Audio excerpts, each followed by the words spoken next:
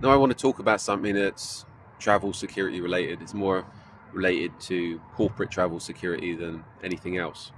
And this is extractions of personnel from hostile environments, countries where things have gone bad due to the economy crashing or due to political issues. Now, if you got people, or if you're traveling to a country like that where there could be a potential issue, you need to have your plans in place before things go bad. Because if you start thinking about things when things do go bad, it's going to be too late. All the resources are going to be used up by other people, or the resources are going to be too busy looking after themselves to be able to help you. So you need to have the plans in place before anything happens. And what makes me laugh, and this is where the scam side of things come into it, there's companies out there offering services that they'll go and extract people from any country in the world if there's a problem. That is complete and utter BS. They're selling a fantasy. They're selling a fantasy to people that's watched too many Hollywood movies. I had this discussion with somebody last night about what we're talking about now, corporate extractions, etc. And I said to this guy, okay, if you had an issue in Nigeria, how would you get people to Nigeria? And he said, okay, we'd jump on a plane, do this, do that, whatever. I said, well, hold on a minute. First of all, you need visas. You're not going to do anything until you get a visa, which takes an invitation letter. And visas could take a couple of days to get at the quickest. And that's the same for a lot of countries. So that's busted your extraction plan of sending a rescue team if you can't get visas for the people in time. I think a lot of the clients think these companies have rooms full of guys waiting with all their equipment to dash off to a certain country to go and rescue people. That's the biggest BS going. What these companies do is use local contacts or whoever's available. Now, the issue with using local contacts is, are those contacts trusted? Or are these contacts just somebody they've met online, which is most likely the case. Now, put it this way. If you're a local security company and somebody tells you get a phone call from somebody you don't know that you need to take somebody to the airport, there's a problem, etc., somebody needs to be extracted, I'm going to be thinking, what's the problem? I'm also going to be thinking, is extracting this person going to cause me any problems with the local law enforcement, especially if it's due to political upheavals? Now, in most places, the security companies are either run by the police, well, ex-police, run by the military, or run by criminals. So if we're dealing with a political situation, by these companies employing local contacts to extract their people, the chances are the government's going to know that their people has been extracted. So if this is a hostile situation, all your people could be rounded up, detained, kidnapped, etc., due to the local contacts being told where they are by this company that claims to be able to extract people. So in some ways, you have to be very careful with local contacts because they can work against you, because it would be in their interest to work for the local government or work for the criminals. So instead of extracting you, they could be kidnapping you. They could be taking you to the police to be detained until whatever political issues there are blown over.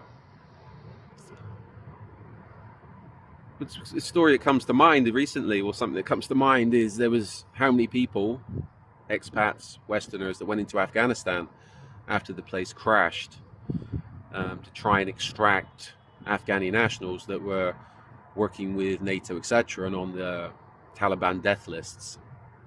And a number of those guys ended up getting arrested because why? They stood out. You've got Westerners running around playing 007, and of course they drew the attention of the Taliban and ended up getting arrested. From what I understand, the lists that they had and a lot of the information they had was given to the Taliban, and that led to certain people, a number of people on the lists, being caught by the Taliban a lot quicker than they would have been and disappearing, a number of whom have never been heard from since, gone.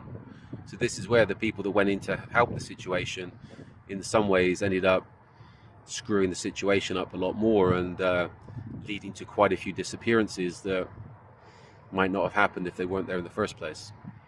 So with all this extraction, planning, etc., it's better off to use common sense than go for the 007, the Rambo approach. Don't believe what people are telling you. They're selling you a service. Another example, I had somebody come to me years ago, was working in a potentially hostile country. There'd been a problem, and he'd hired one of these companies. He was on there, hired their services, paying them a monthly fee, so they would come and get him anywhere in the world. And the country he was in when there was a problem locked their skies down. You couldn't fly in, no planes, no fly zone over that country.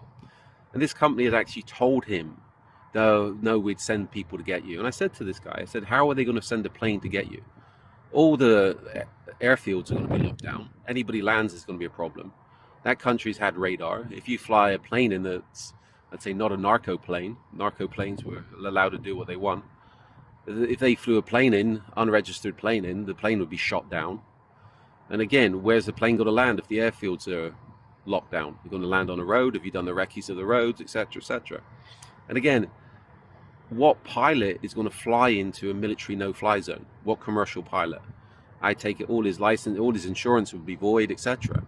And how much are you going to have to pay somebody to risk their life, their plane, their licenses, potentially to be killed, or potentially end up being thrown in prison for a long, long time?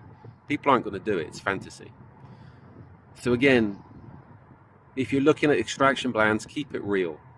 And if people are offering you these Walter Mitty services, ask them a few questions and see what their answers are, especially about who's going to come and get you, and if they're using local contacts. Are the local contacts vetted? Are the local contacts, what's the background of the local contacts? And do your homework, because again, a lot of these companies will get you in more trouble than if you just waited for the issues to blow over and made your own way out of the country. But again, travel security, as with any type of security, the emphasis needs to be on planning and preparation. Do your threat assessments, identify the issues, and work out realistic responses to the issues. If you want to check my books out online, check out my website. There's articles on there. I got books up on travel security, etc. So take a look. And if you're connected with me on social media, feel free to send me any relevant questions.